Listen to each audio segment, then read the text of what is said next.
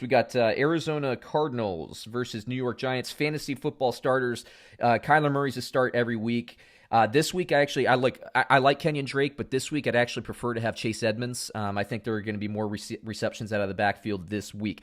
DeAndre Hopkins is a start. I'm going to stay away from the secondary wide receivers here. I don't like it. And then tight end, it's only a fluke when a tight end scores for Arizona. It's not what this offense really does, although I know one got in this past week. For the Giants, I've been saying it for weeks, everybody. I think the Giants are probably the best team in the NFC East.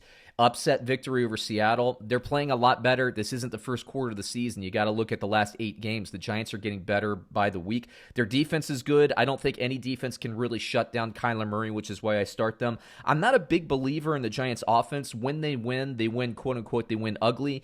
They play tough football. I like the direction of this Giants organization. I do believe Arizona gets back in the winning track. But, in terms of fantasy football, David, I know you're a little bit higher on Wayne Gallman because of his touchdown usage. I don't like Wayne Gallman this week, but Sterling Shepard, I have come around. I agree with you. I think Sterling Shepard is the safe wide receiver play. You start him. I'm kind of away from everybody else for the Giants, in my opinion. What do you think, David? Yeah, the bad news, you're right. Wayne Gallman didn't score this week, Yeah. for which would have been the 5th straight week. But guess what he did do? He scored double-digit fantasy points again. Hey, how about that? For the 5th straight week. This guy, he's the only start for the New York Giants right now. We talked about Sterling Shepard, the past couple of weeks and about his consistency. That's fallen off the cliff with Colt McCoy, obviously a 1-game sample. Yeah. But you can't trust him in the lineup this week, especially first week of the playoffs. It's going to depend if McCoy is playing, if Jones is playing. Do you trust him if Jones is coming back off the injury? I don't think you can trust either. Darius Slayton, we had a good run. It was a fun time earlier in the year. I'm sorry, it's time to let go, guys. It's time to drop him. It's time to, and this is the theme of the week. It's time to clear out the bench, guys. If you don't have guys who, under a circumstance that you can realistically predict that you're saying, it's an auto start. I'm putting him in this matchup no matter what. Get him off your team. You don't need that kind of depth on your team in the fantasy playoffs that you can't even ever put into the starting lineup. Clear out Darius Slayton. Go pick up a Tony Pollard. Go pick up a backup running back and just, increase your chances at hitting on those kind of lottery ticket players who are automatic starts. Let go of Darius Slayton. Wayne Gallman's the only guy who matters in New York right now. Yeah, especially in dynasty keeper leagues, you should be getting rid of all the people who you don't want to start and just popping in. We're going to talk about those guys later.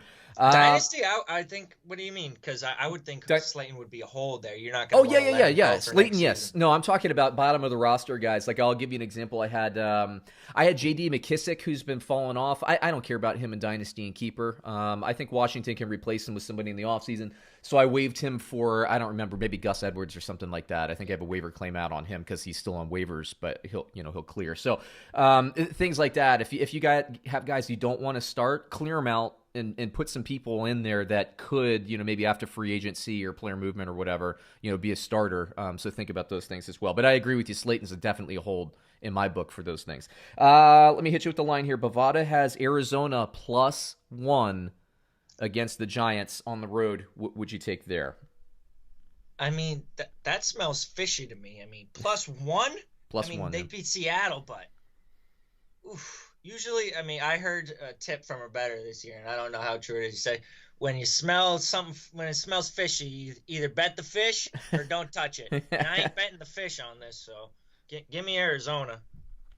Look, I know Arizona's lost some games. By the way, David, if the season ended today, Arizona would be out of the playoffs. Minnesota would be in the playoffs, interestingly enough. We've been talking about that for a few weeks, how well Minnesota's been playing. They have a tough matchup we'll get to later. I agree with you, man. Look, I like the Giants. I like the way they're playing. Arizona's desperate. They need to get back on the winning track.